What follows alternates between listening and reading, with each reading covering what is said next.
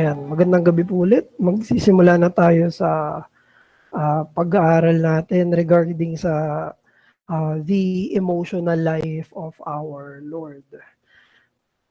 Oops, ayan. Sige po. Good evening po sa mga bagong dating. So, ang pag-aaralan natin ngayon ay galing sa booklet. Kasi halos lang siya around 30 pages na book ni Bibi Warfield na pinamagatang The Emotional Life of Our Lord. So, dyan mismo yung pag-aaral natin, panggagalingan ng study natin. So, let's pray. Manalangin tayo. Ama namin, pinupuri namin kayo at dinadakila. Kayo po ay Diyos, hindi tao. Diyos, hindi nilikha. Kayo ay iba sa amin, natatangi kayo. Lahat kaming mga nilikha ay may pagkakapare-pareho, pero hindi ka katulad namin. Kaya nagpapasalamat kami dahil hindi ka namin katulad. Papasalamat kami dahil iba ka kaysa sa amin. Papasalamat kami dahil mas mataas ka sa amin. At sa kataasan mong ito, ipinadala mo ang bugtong mong anak na si Jesus, na siyang tunay na Diyos, pero naging tao at sinuot ang pagiging buong tao, maging ang aming emosyon. Hinihiling po namin sa pag-aaral na to, maintindihan namin kung hindi man buo, hindi man sa kailaliliman ng katotohanan at kalikasan ng emosyon, ng damdamin, pero hinihiling namin na may glimpse kaming makita, may matutunan kami tungkol sa emosyon. Sa pamamagitan ng pag-aaral ng emosyon ni Jesus, ng pagkakatawang tao niya. Maraming salamat po. Sanctify us through this study and edify us and teach us, our Father. Pinupuri po namin kayo sa pangalan ng Panginoong Hesukristo. Amen. So ayan, magandang gabi muli. Ang study na to ay every Monday ng Antipolo Reformed Baptist Church. At yung topic natin for tonight ay regarding sa emotions ni Jesus Christ. Sa emotion ng Panginoong Hesukristo. Sinabi sa Ecclesiastes, sa book of Ecclesiastes chapter 3, na there is a time for everything. Merong panahon, may oras para sa lahat ng bagay. At maging sa usapin ng emosyon, there is a time to weep, may panahon umiyak, there is a time to laugh, may panahon na tumawa, there is a time to mourn, may panahon ng pagdadalamhati, there is a time to dance, may panahon ng celebration. There is a time to embrace, yumakap. There is a time to refrain from embracing, tigilan ng pagyakap. There is a time to keep silence, manahimik, and there is a time to speak, na magsalita. Alam natin na ang Panginoong Jesus ay perpekto. Si Jesus ay hindi nagkasala.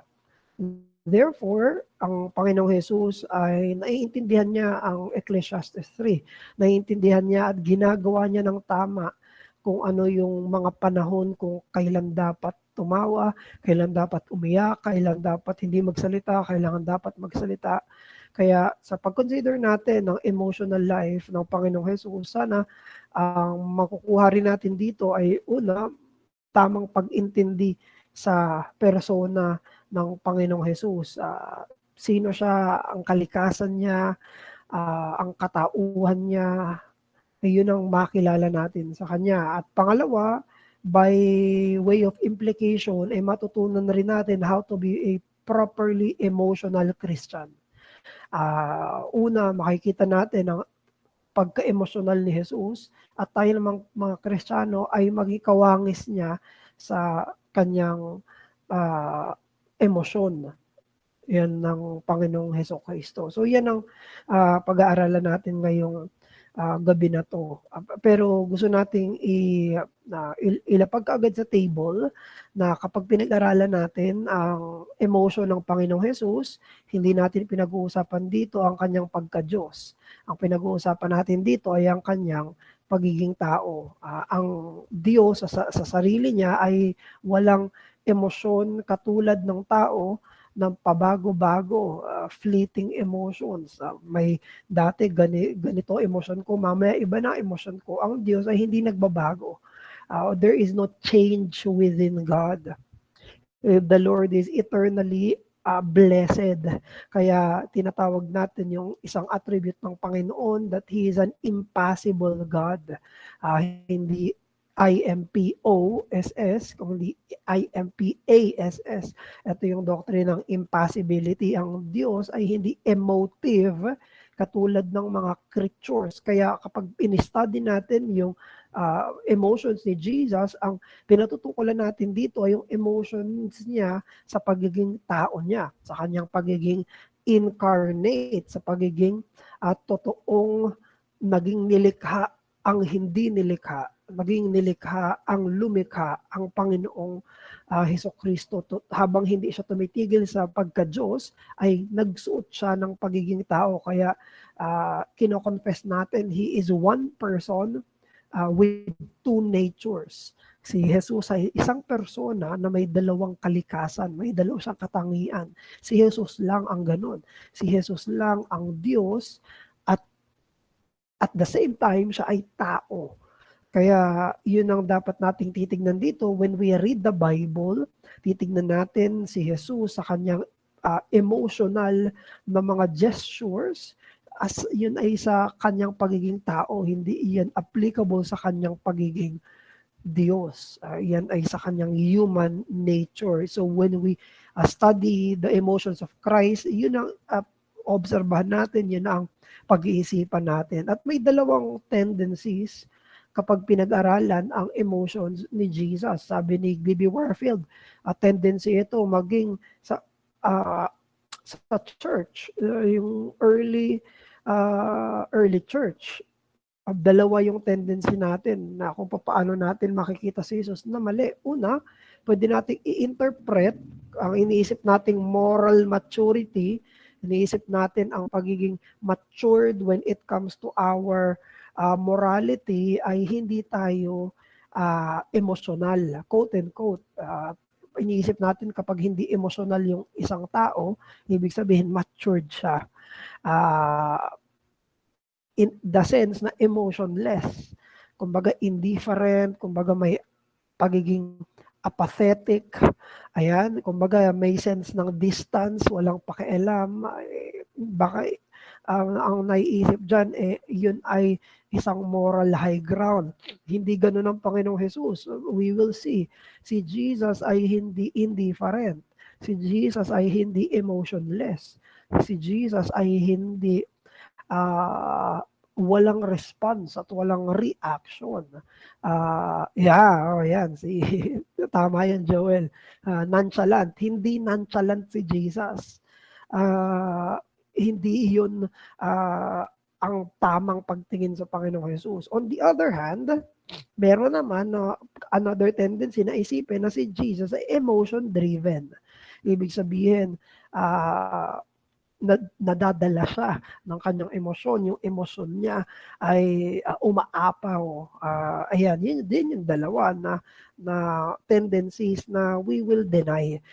I-deny natin na si Jesus ay emotionless habang i-deny din natin na si Jesus ay emotion-driven, na ang naghuhudyat sa kanya sa mga ginagawa niya, mga action niya ay yung kanyang mga emosyon. So, titignan natin kay B.B. Warfield, meron siyang tatlong sections dito sa book niya at yung sections na yon ay yung compassion and love.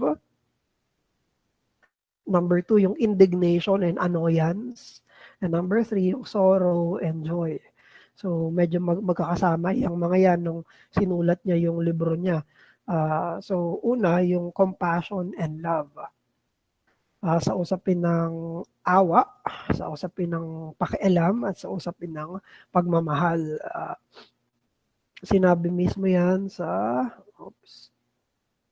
Hindi ko pala nalagay dito. Nakalagay iyon sa Book of Acts. Sa Acts chapter 10, verse 38, dinescribe yung Panginoong Jesus na siya ay nabuhay. He went to different places doing good and healing people. Sa Acts chapter 10, verse 38, God anointed Jesus of Nazareth with the Holy Spirit and with power. He went about doing good. Ang Panginoong Jesus ay nabuhay, sa kanyang pagmiministry, ang purong ginagawa niya ay kabutihan. At makikita natin yan sa ministry ng Panginoong Jesus. Ang ministry ng Panginoong Jesus ay ministry of mercy. It is usapin ito ng pagmiministeryo niya na merong awa, merong kabutihang ginagawa. At pag pinag-usapan natin yung compassion, yung mercy, meron yung dalawang parts. Una, may internal movement ng pagkaawa, may nangyari sa loob, may pagkaawa na nararamdaman. At pangalawa, yung second part noon ay yung external act of beneficence. Ito naman yung pagkilos mula doon sa pagkaawa na yon. Ito yung pagkilos mula doon sa nararamdaman na pagkaawa. So may internal movement ng pity at merong external act ng beneficence. Yung Panginoong Jesus sa kanyang awa, sa kanyang compassion, ang makikita natin na pinagmulan nun ay walang iba kung hindi ang compassion at yung love ng Panginoong Hesukristo. Pero doon sa kanyang emotional movement na siya ay nagkakaroon ng compassion, mayroong dalawa yan. May times na meron siya mga individual na mga tao na kinaawaan. Pwede rin naman may mga pagkakataon na may universal na pagkaawa na sa nangyayari sa lipunan. Nangyayari talaga sa in general. So makikita natin yan sa Panginoong Jesus, sa gospel narrative, sa Matthew, Mark, Luke, and John. Na may mga times na may mga isang tao siyang kinaawaan, individual. At may times naman na maraming tao yung kinaawaan niya. Pwede natin i-divide yung compassion ng Panginoong Jesus sa dalawa. Compassionate siya sa dalawang paraan. Una, compassionate si Jesus sa mga temporal misery. Naaawa si Jesus sa mga pansamantalang mga pagkamiserable. Pero, ang Panginoong Jesus din ay merong pagkaawa, meron siyang compassion sa eternal at spiritual na pagkamiserable. At we would very safe to agree na yung pangalawa, yung eternal at spiritual na mga pagkamiserable, doon mas compassionate yung Panginoong Jesus. Without saying na wala siyang compassion sa mga temporal na mga miseries. At in this sense, dito, yung sinabi ni B.B. Warfield na it hurts Jesus to hand over even hardened sinners to their doom. It hurts Jesus because Jesus' prime characteristic was love. And love is the foundation of compassion. Ito yung una na naawa si Jesus, may compassion siya maging sa kanila na mga matigas sa pagkamakasalanan at sila talaga ay mapupunta sa walang hanggang kaparusahan. It hurts the Lord Jesus. Mababasa natin yan sa Luke chapter 19 verse 41 hanggang 42. So let me read this and ilagay ko ito sa chat box natin. Tingnan nyo, ito yung emotional distress ni Jesus. Umiyak siya para sa Jerusalem. Umiyak siya para sa mga Hudyo. Pero ito yung mga Hudyo na hindi kikilala sa kanya. Luke 19:41-42, and when Jesus drew near and saw the city of Jerusalem, he wept over it, saying, would that you, even you, had known on this day the things that make for peace, but now they are hidden from your eyes. Nakita ni Jesus yung Jerusalem. Umiyak siya. Bakit siya umiyak? Kasi naaawa siya. May compassion siya. Bakit? Kasi alam niyang hindi siya tatanggapin. Siya ay tatalikuran. Siya ay hindi kikilalanin hanggang sa dulo nitong bansa na to, nitong city na ito. Sabi niya, kung pwede lang. Pero nakatago na ito na yun mula sa mga mata niya. Even, alam niyo ba, maging sa mga Pharisees, may isang section sa Mark chapter 8, na maging ang mga Pharisees ay kinaawaan ng Panginoong Hesus. Nagkaroon siya ng compassion sa kanila. Sinabi dito sa Mark 8, verse 12, and he sighed deeply. Yung sighed deeply, yun ay compassion sighed deeply in his spirit. Yun ay compassion, yun yung pagkaawa. Parang nagbuntong hininga siya, na naaawa siya, na alam niya yung kahihinatnan nitong mga taong to. And said, why does this generation seek a sign? Truly, I say to you, no sign will be given to this generation. And even sa young rich ruler, familiar tayo dun sa mayamang ruler na lumapit kay Jesus at sinasabi nitong young ruler na to kay Jesus, paano ko makukuha ang buhay na walang hanggan? How can I attain eternal life? At sinabi ni Jesus, ito yung mga kailangan mong gawin, basically yung 10 Commandments. Pero self-righteous ito. Sabi niya, nagawa niya na daw lahat ng yon. At sabi ni Jesus, ito na yung Mark 10:21. And Jesus, looking at him, loved him. Yung love na yon ay compassion sa kanya. Alam ni Jesus na self-righteous siya. Alam ni Jesus na hindi niya kaya to. Alam ni Jesus na tatalikod siya. Pero, sabi sa Mark 10:21, Jesus looked at him, loved him, and said to him, you lack one thing. Go and sell all that you have and give it to the poor, and you will have treasures in heaven. And come, follow me. Alam natin yung response ng young ruler. Malungkot yung young ruler at umalis siya. Hindi niya ginawa yan. Hindi niya tinupad to. Naawa si Jesus. It hurts Jesus to hand over even hardened sinners to their doom. Sabi ni B.B. Warfield. Ayan yung emotional life ng Panginoong Jesus. Pero alam natin sa kabuuan ng buhay ng Panginoong Jesus mula ng pagkapanganak niya hanggang sa ministry niya, na ang pagmamahal ni Jesus ay una sa Diyos, sa Ama, at pangalawa yan sa taong mga makasalanan. Una sa Ama, pangalawa yan sa mga taong makasalanan. Yung pagmamahal niya sa Ama, yung nagbibigay sa kanya ng lakas para sundin yung kautusan, sundin yung Ama niya, maging hanggang sa kamatayan. Pero ang pangalawa niyang pag-ibig ay pag-ibig sa mga makasalanan. May mga specific na minahal yung Panginoong Jesus na naka-explicit na sinabi sa scripture. So meron tayong iilang mga titignan na mga character dito sa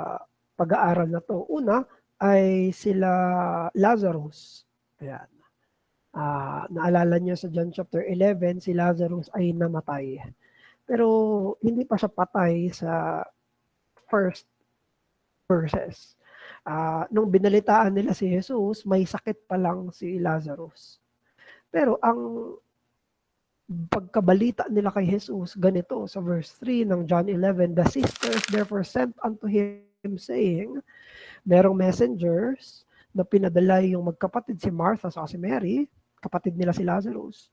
Nagpadala silang messenger kay Jesus at eto yung sabi nila, Lord, behold, he whom thou lovest is sick.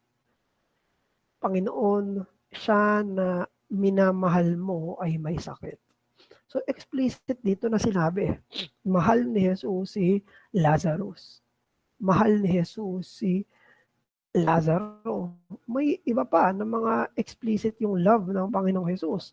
Hindi lang kay Lazarus, kundi doon sa tatlong magkakapatid na Martha, Mary, at Lazarus. So John chapter 11 verse 5, so 2 verses after nung binasa natin kanina, now Jesus, ito na yung explanation ni John, now Jesus loved Martha, her sister, si Mary, and Lazarus. Yung tatlo. Tandaan natin itong mga magkakapatid na to ay friends ng Panginoong Jesus. Ito ay close friends ng Panginoong Jesus.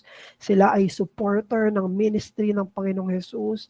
May mga times na si Jesus at yung mga disciples niya ay pumupunta sa bahay nila ng magkakapatid na to at doon sila nanunuluyan at doon nagtuturo din yung Panginoong Jesus. Nagkaroon dito ng scenario na sabi ni Martha, di ba? Hindi siya tinutulungan ni Mary dahil si Mary nakikinig lang. So, yan yung scenario. Tumutuloy sila. Close si Jesus sa tatlong magkakapatid.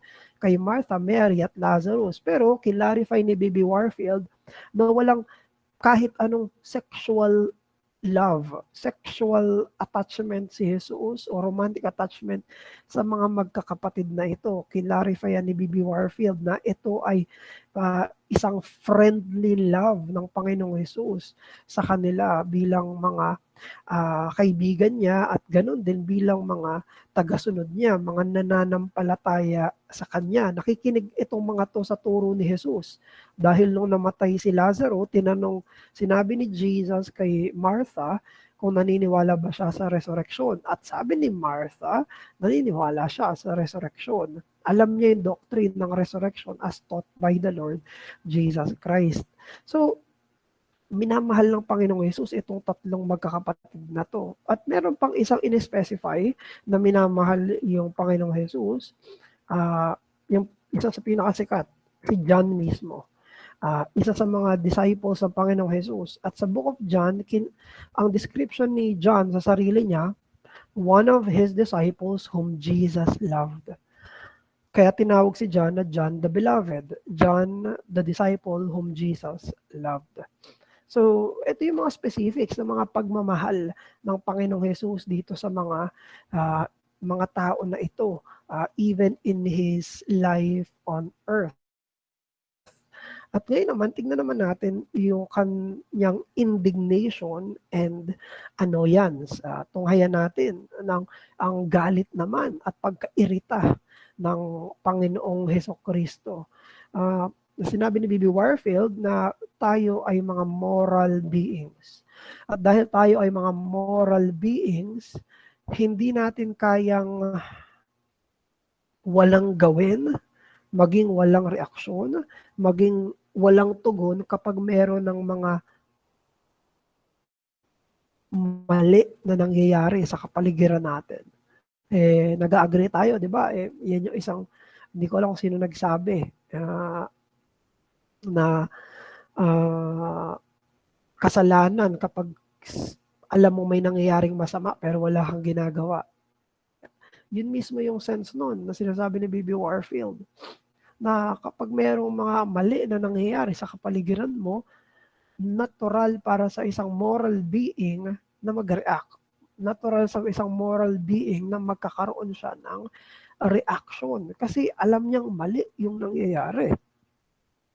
Kaya yung emotion ng indignation and anger, yung galit, yan ay self-expression ng isang moral na nilalang. Hindi magre-react yung pusa o aso pag nagsinungaling ka. Hindi magre-react yung bato kapag may maling ginawa. Pag nangurakot yung isang opisyal sa gobyerno, hindi magre-react ang puno. hindi magre-react ang mga non-moral beings. Pero bilang mga moral beings, yung galit, indignation ang nangyayari sa kalooban kapag may mga nasa presensya tayo ng mali. Yan ay normal na reaksyon. Very interesting, and I agree with B.B. Warfield na napansin niya na sa Book of Mark, yung Book of Mark ay very fast-paced. Sobrang bilis nito. Ito yung pinakamaikling gospel narrative sa apat. Matthew, Mark, Luke, John. Ito yung pinakamabilis. Ito yung pinaka-fast-paced. Palaging sinusulat ni Mark ay immediately. Dire-diretso si Jesus. Action. Yung action-packed yung gospel ng Mark. However, dito rin natin makikita sa Book of Mark, palaging sinusulat ni Mark yung emotion ni Jesus. Isipin nyo, siksik na yung Book of Mark, pero sinulat pa rin ni Mark yung emotion ni Jesus. Pag binasa niyo yung Book of Mark, doon natin makikita. Minsan wala yan sa ibang gospel narratives. Pero doon sa Book of Mark, may details kung ano yung demeanor ni Jesus, ano yung trait ni Jesus, ano yung disposition ni Jesus. Kaya titignan natin yung mga examples galing mismo sa Book of Mark. But before that, bago natin tunghayan yon, maganda na nabanggit rin ni B.B. Warfield na yung galit ay galing yan sa dissatisfaction. Galing yan sa merong nangyari sa kalooban. At yung fundamental psychology of anger daw, it is illustrated mismo dito sa mga babasahin natin sa Book of Mark. It was illustrated na yung anger has always pain at its root. May sakit, kaya nagagalit. Reaction daw yung anger ng kaluluwa kapag may discomfort na nararamdaman sa loob. At yung discomfort na yun, yung pain na yun ay moral pain. Nasasaktan yung moralidad natin kapag hindi nasusunod yung alam natin na tama. Yan yung pain na pinatutukulan. Kaya nagagalit, may galit kasi may pamantayan na hindi nasunod. Yun yung discomfort, hindi ako komportable kapag yung standard ng morality ay hindi nasusunod. At sabi ni Warfield, the hardness of the Jew's heart vividly realized hurt Jesus. Nasasaktan si Jesus kaya siya nagagalit. Nasasaktan si Jesus dahil sa katigasan ng puso nitong mga Hudyong to. Continue, he said, and his anger rose in repulsion of the cause of his pain. Yan ang fundamental sense ng anger. So now, titignan natin yung iba't ibang mga times kung saan ang Panginoong Hesus mismo ay nagalit.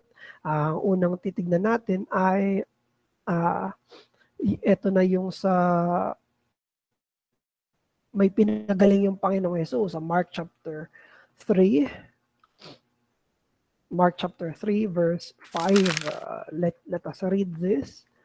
Sabi dito, and he looked around them with anger. Dinescribe ni Mark.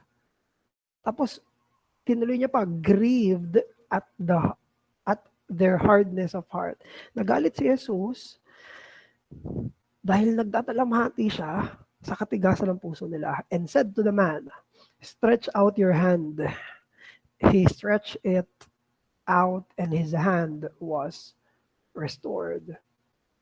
So makikita natin dito kung ano yung nangyari sa Panginoong Hesukristo. Dahil sa katigasan ng mga puso nila, yung Panginoong Hesus mismo ay nagkaroon siya ng galit. Yung pagiging insensibility ng mga Hudyo sa suffering na yun. At mas inuuna nila yung mga ritualistic integrity above their humanity. Yun ang nagpagalit mismo sa Panginoong Hesukristo. Dahil ito yung panahon na tinatanong nila si Jesus, dapat bang magpagaling sa Sabat? Mas inuuna nila, dapat bang mas magpagaling sa Sabat? Dito clarify ni Jesus, di ba?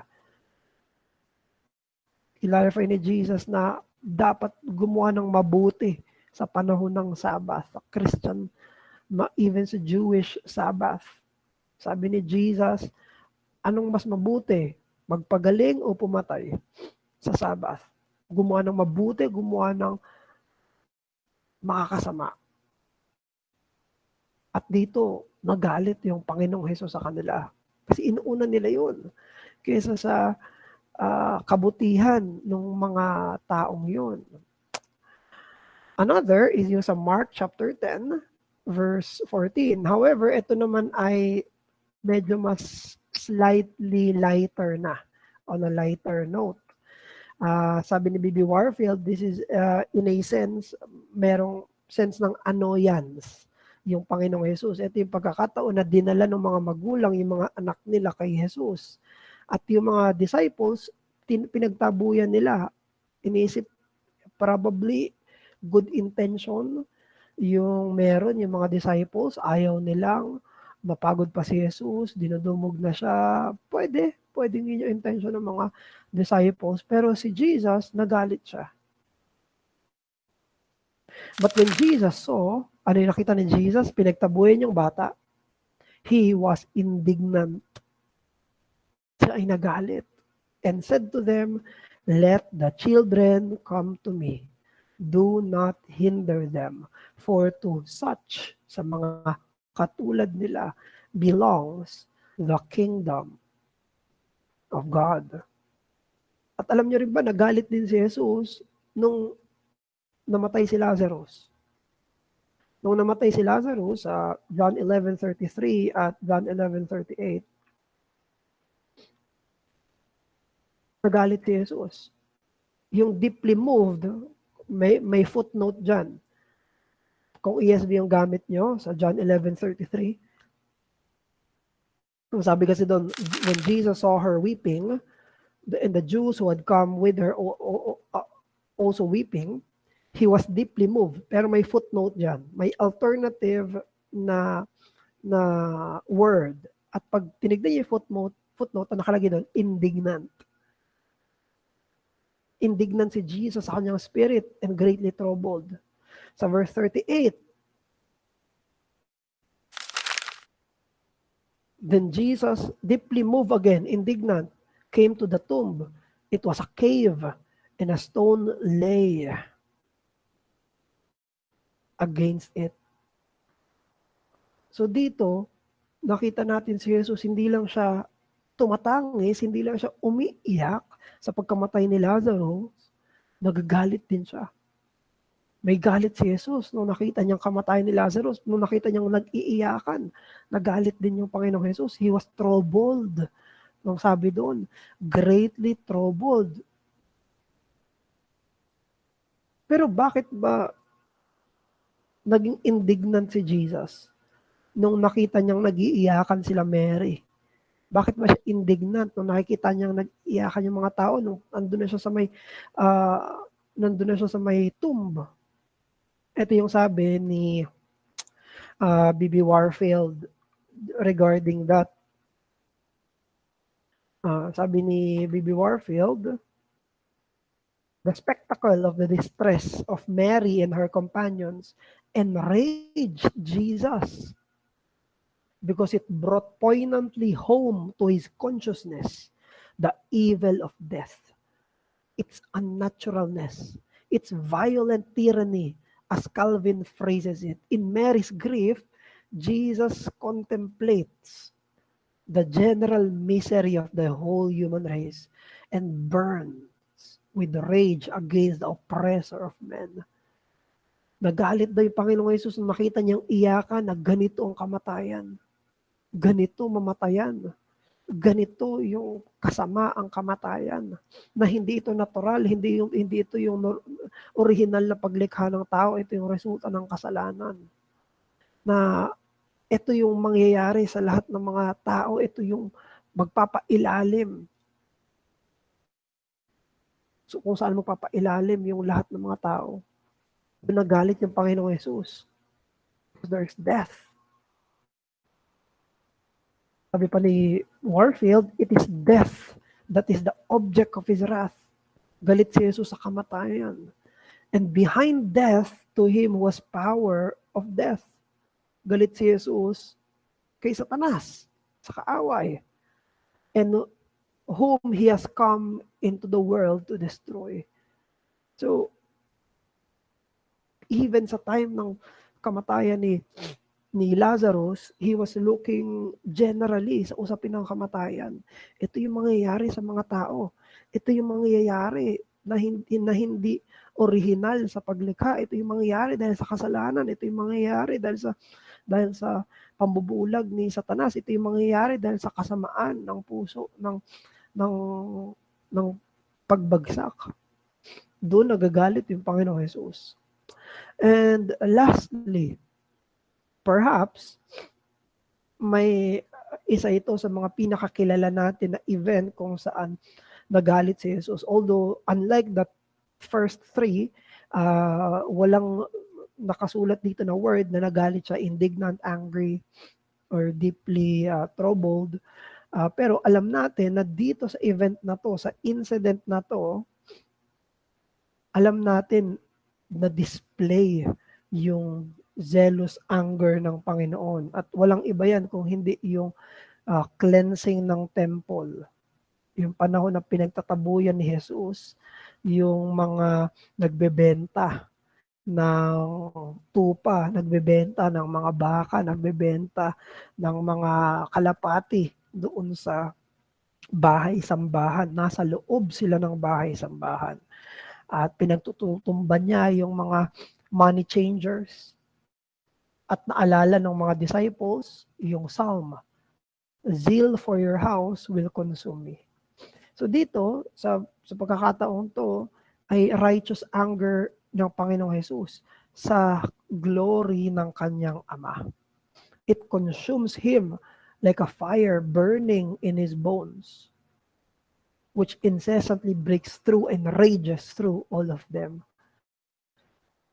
At alam din natin, hindi na natin i-identify deeply ng isa-isa, pero alam din natin na hindi nagmi-mince ng words yung Panginoong Jesus sa kanyang mga kalaban.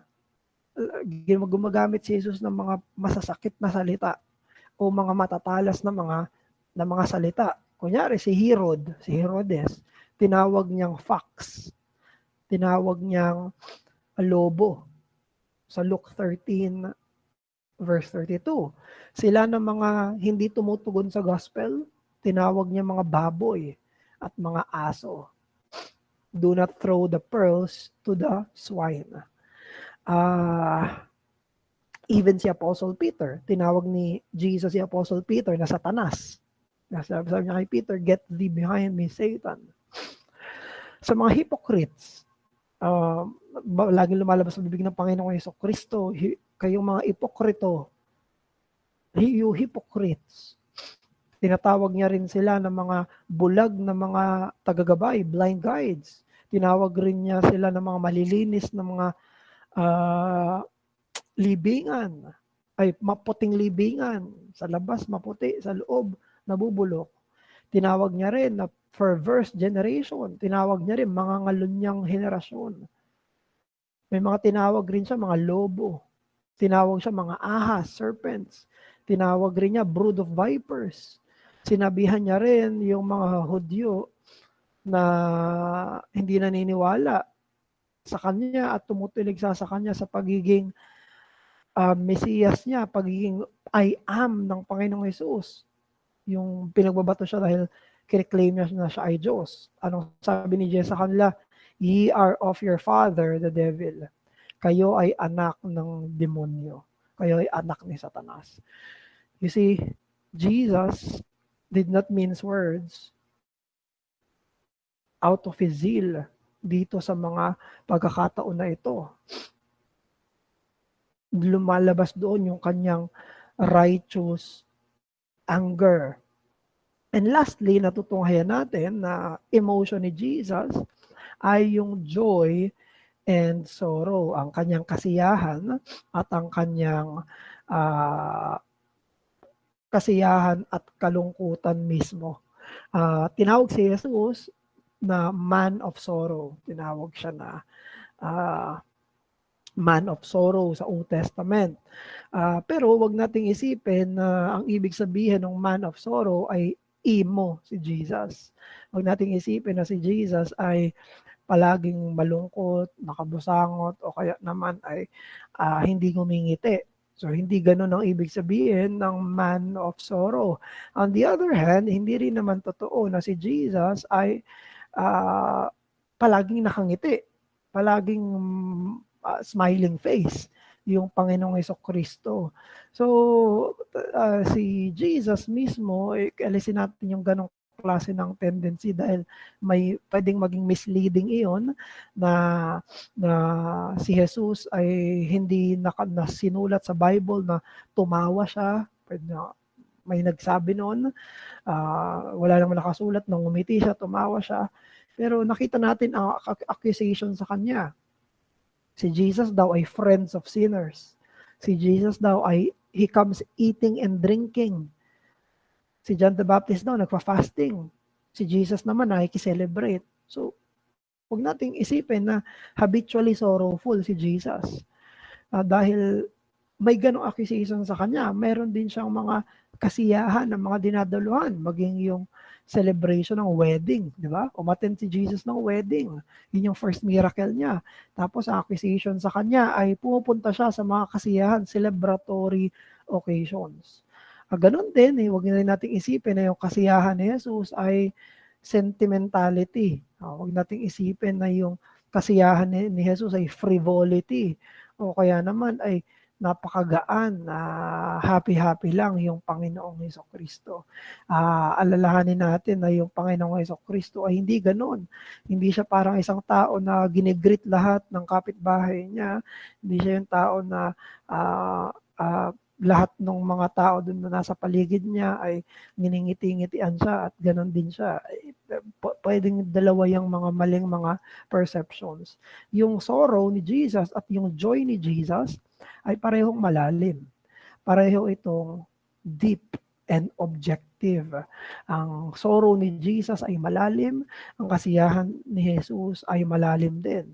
Sinabi yan ni B.B. Warfield sa pagiging man of sorrow ng Panginoong Hesukristo. Sabi niya, it may very well refer rather to the objective afflictions of the righteous servant than to his subjective distresses.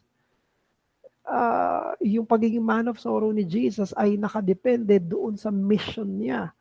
Nakadepende ito sa gagawin niya. Nakadepende ito sa tugon ng mga tao doon sa pagiging matuwid na lingkod niya na Mesiyas. Hindi ito tungkol lang sa emotional or subjective distress ng Panginoong Yesus. Ito ay totoong pinersecute siya, totoong iniwanan siya, totoong tinanggihan siya, totoong ipinako siya, totoong iniwanan siya ng Ama doon sa krus.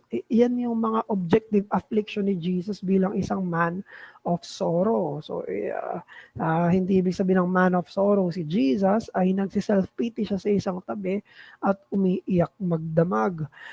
Yung joy din ni Jesus, hindi yun shallow. Hindi yun parang mere shallow delight lang sa buhay, o kaya naman may kasiyahan kasi na delusion, nagpapakasaya kasi kasi sinusulit niya yung araw niya, nagpapakasaya kasi hindi niya alam yung hinaharap kaya magpakasaya na lang, di ba? Yan yung philosophy ng mga pagan. Sabi yan sa 1 Corinthians chapter 15, let us drink and be merry for tomorrow we die. Hindi yan yung Mary ni Jesus. Hindi si Jesus ay yung joy ni Jesus ay hindi ganon, na magpakasaya na tayo kasi mamatay din naman. Hindi. Ano yung joy ni Jesus? Yung kasiyahan ni Jesus ay papasanin niya yung kasalanan ng mga tao at ibibigay niya yung buhay niya bilang kabayaran. Ang kasiyahan ni Jesus ay mabigat na responsibilidad. Yung kasiyahan ni Jesus ay isang maluwalhating misyon. Masaya siya na makakapagligtas siya. Masaya siya na may mga maliligtas dahil sa gagawin niya. Masaya yung Panginoong Jesus dahil alam niya na itong gagawin niya ay kaluwalhatian ng Ama at pagpapalakas ng banal na spirito at ito ay kabutihan ng mga tao. Yun yung totoong kasiyahan, yun yung deep missional joy, deep responsible joy, deep joy ng Panginoong Jesus na dumating siya dito sa lupa, pinanganak siya sa lupa para kalagan yung mga nakakadena sa kasalanan at diretso pupunta sila sa impyerno pero papakawalan niya sila. Yun yung kasiyahan ng Panginoong Jesus. Yung kasiyahan niya, kasama ng mga pagdurusa niya, nasa ilalim pa rin yun. Nagdurusa siya pero may joy siya. Nagdurusa siya pero alam niya ito ay kabutihan para sa kanila. Alam niya ito ay kaluwalhatian para sa Ama.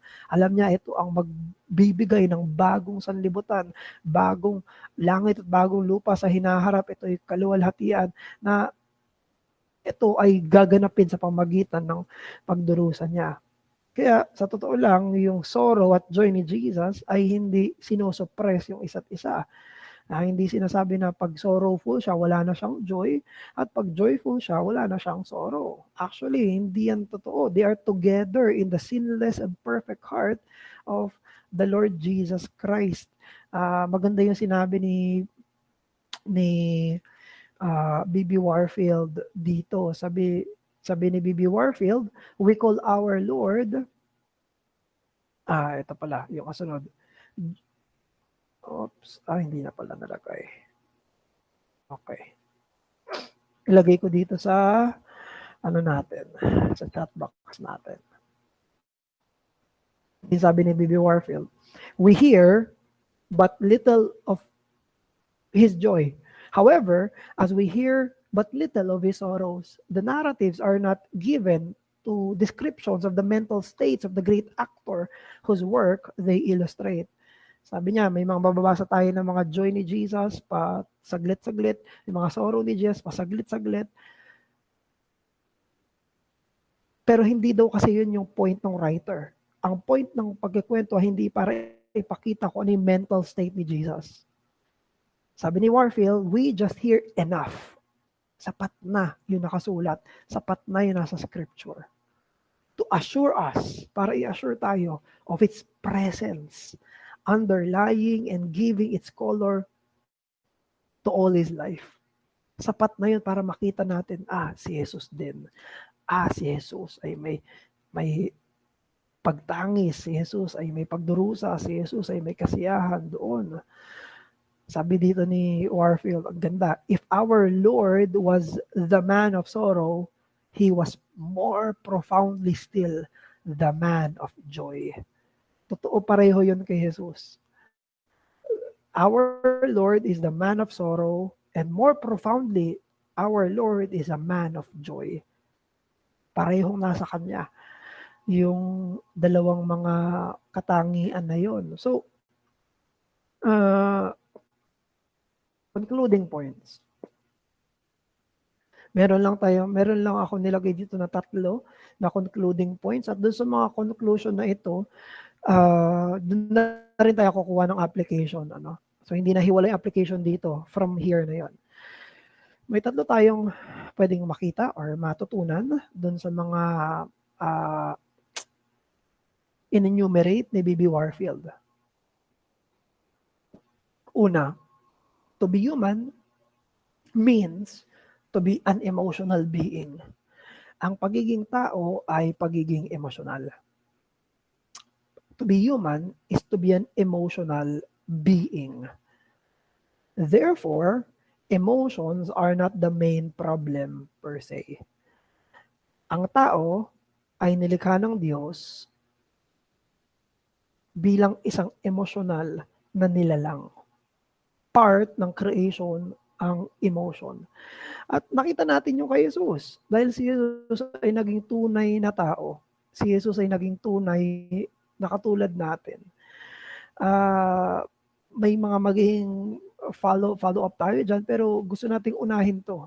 Na yung, as we have seen in Jesus, what does it mean to be a man? It means to be an emotional being. Therefore, hindi totoo na para tayo ay mas maging Christ-like, mas maging holy, mas maging real man, ay aalisin natin yung emotions natin. Because the main problem, again, the main problem is not our emotions. Now, number 2, si Jesus, siya ay naging totoo at fully, totoo at kumpleto sa pagiging tao. Hindi tau-tauhan lang. Naging totoong buong tao si Jesus. At yung pagiging tao niya, hindi lang physical. Alalahanin natin, nung nagsuot ang Diyos ng pagiging tao, nagkaroon siya ng taong katawan at taong kaluluwa. Body and soul. Yung person ni Christ ay nagkaroon ng body and soul. Hindi lang ito katawan, maging kaluluwa. At sa usapin ng kaluluwa ay emosyon. Ibig sabihin, yung full range ng emotion ng tao ay meron din si Jesus. Bakit? Dahil siya ay fully man.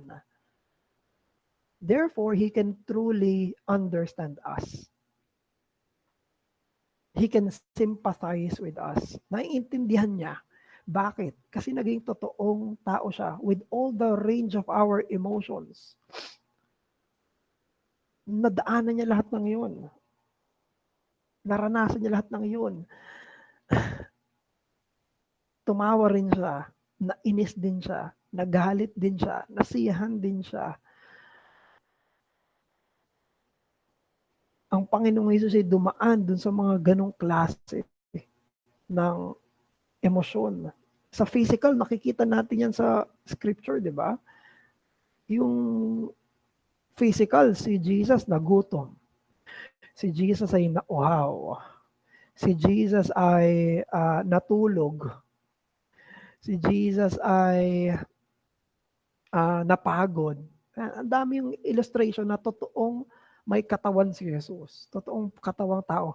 But at the same time, totoo rin na may emotion siya. Dahil siya ay umiyak, siya ay tumangis, siya ay nag-sigh, siya ay nag-groan, siya rin ay nagalit,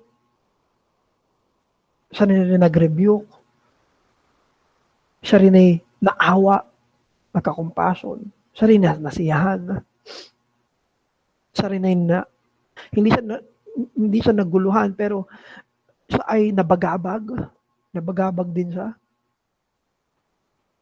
So sabi ni Warfield, ang haba ng quote pero ito na lang ibigay ko. Kaya sabi ni B.B. Warfield, sabi niya, nothing is lacking to make the impression strong that we have before us in Jesus, a human being like us. Naging katulad niya tayo talaga. Again, ito yung isang problem. Dahil nagre-respond tayo sa mga cults, sa mga Christian cults, kuno, Christian daw sila, na nagde-deny sa deity ni Jesus. Ngayon, dahil dine-deny ng mga kulto ang pagiging Diyos ni Jesus, ang magiging response natin ay mine-maintain natin yung pagka-Diyos ni Jesus. Ang napapabayaan natin minsan at di natin napapansin at hindi natin ako-contemplate ay yung pagiging totoong tao niya. Tandaan natin, si Jesus ay totoong Diyos, na totoong naging tao. He is the God-man. At nag-emphasize tayo sa deity ni Jesus, which is good, pero napapabayaan natin yung totoong pagkatao niya, which is not good. Kapag pinabayaan natin yung pagiging tao niya, dahil He is God-man. He is also ito yung pinipresent ni B.B. Warfield na si Jesus ay may ganitong klase ng mga emosyon. He can sympathize with us. Alam niya kung paano magalit. Alam niya kung paano maawa. Alam niya kung paano masiyahan. He can sympathize with us. He can understand. He can understand us habang hindi siya tumigil sa pagka-Diyos. Now, pangatlo, yung emotional life ni Jesus ay sinless. At yung emotional life ni Jesus ay unfallen. Hindi ito damage ng sin. At yan yung i-imitate natin. Yun yung Christ-likeness na i-imitate natin. Na ako ay magiging, hindi ko mapipigilan, hindi ko maalis na ako ay isang emotional being. Pero ang goal at ang sanctification ay yung emotional life ko ay maging katulad ng emotional life ni Jesus. That's it. Yun yung sanctification. Ibig sabihin, kailangan magkaroon tayo ng sanctified emotions. Kailangan magkaroon tayo ng pinabanal na awa, pinabanal na pag-ibig, pinabanal na galit, pinabanal na kalungkutan, pinabanal na kasiyahan. At ang ibig lang sabihin nun ay katulad ni Jesus. Kung paano siya nabuhay. Yun yung i-imitate mismo natin. Hindi natin i-imitate na hindi na ako magiging emotional, kung hindi paano magiging sanctified yung emotion ko. Yan yung sinabi mismo ni B.B. Warfield na yung mga emotion ni Jesus, they never mastered him. He mastered his emotions. Sabi ni Warfield, various as they are, they do not inhibit one another. Strong as they are, not mere joy but exultation, not mere irritated annoyance but raging indignation, not mere passing pity but deep movements of compassion and love, not mere surface distresses but an exceeding sorrow even unto death, they never overmaster him. Yung emotion ni Jesus ay matindi. Matindi. Hindi mababaw. Matindi yung emotion ni Jesus. But they never overmastered him.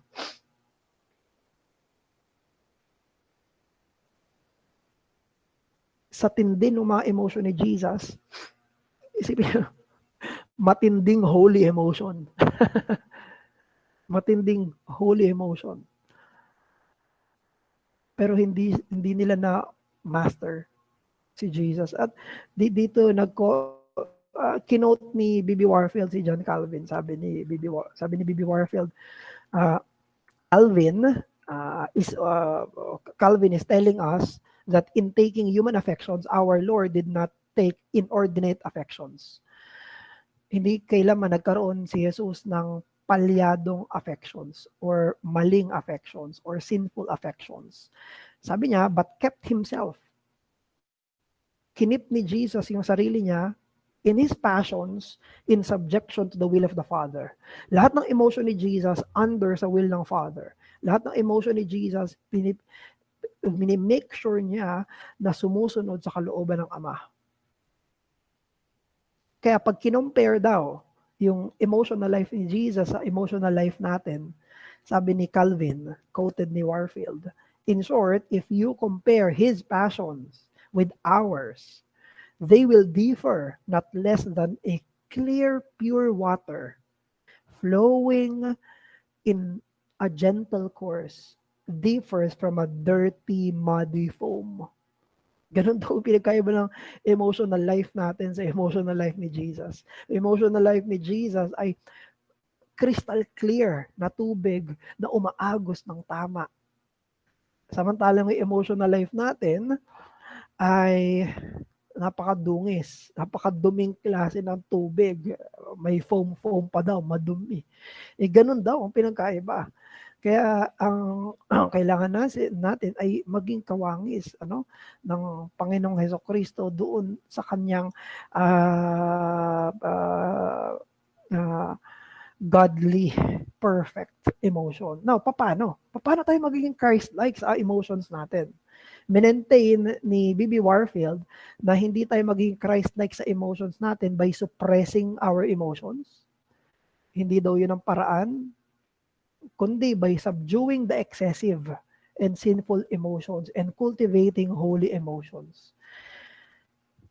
Maging Christ-like tayo sa emotions natin, hindi sa pamamagitan ng pagpigil, totally, kung hindi sa pagputol ng mga makasalanang emosyon natin. Hindi natin hahayaan yung sarili natin na magkasala dun sa mga inordinate emotions natin. At ang kinocultivate natin ay yung holy emotions. Kapag nalulungkot tayo sa spiritual ng kalagayan. Nalulungkot ba tayo na may mapupunta sa impyerno? Yun yung tama. Yun yung tamang kalungkutan. Hindi lang ako malulungkot kasi wala akong pambayad ng bill. Hindi lang ako malulungkot dahil may nagkasakit na pamilya. Malulungkot tayo doon. Pero meron tayong higit na kalulungkutan. Pag-cultivate yun ng holy emotion. May mas dapat ikalungkot. Nakakalungkot, tumatalikod sa faith, nakakalungkot na may nagdidosabay kay Jesus, nakakalungkot na may nagmamatigas sa puso at didiretso sa impyerno.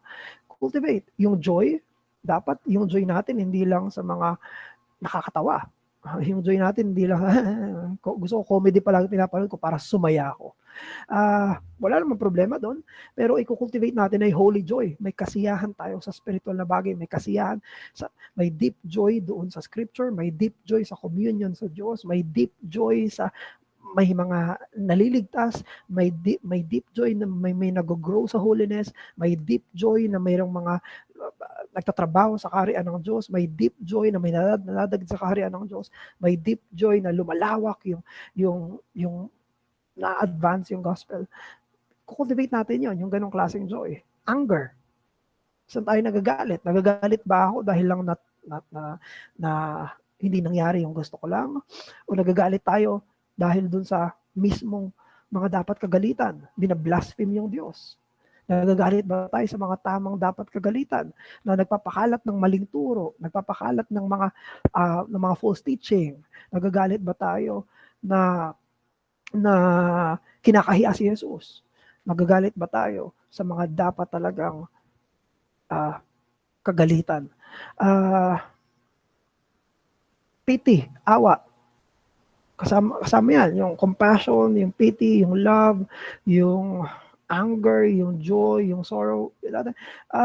Kailangan natin i-cultivate ay holy emotions. At habang pinuputol at pinupunit natin, minomortify natin yung ating mga excessive at inordinate na mga emotions.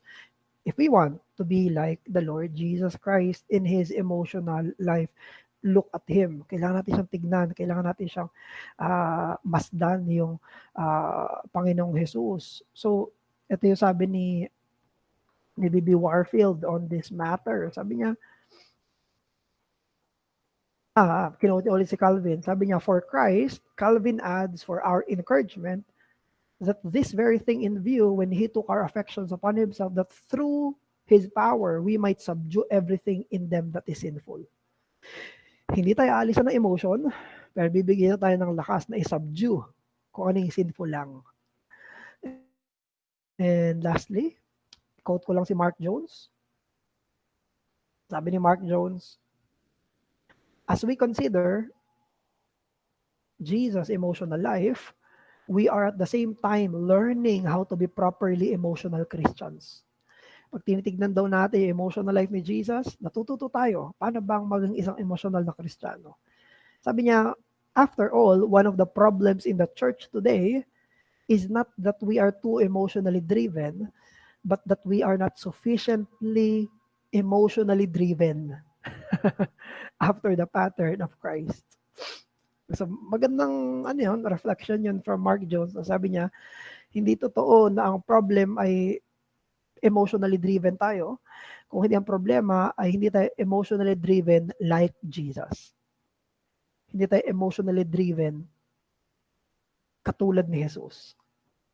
Hindi tayo emotionally driven under the will of the Father. So dito tayo nagtatapos dun sa study natin. Time check 10:12. So pupunta tayo sa discussion period natin.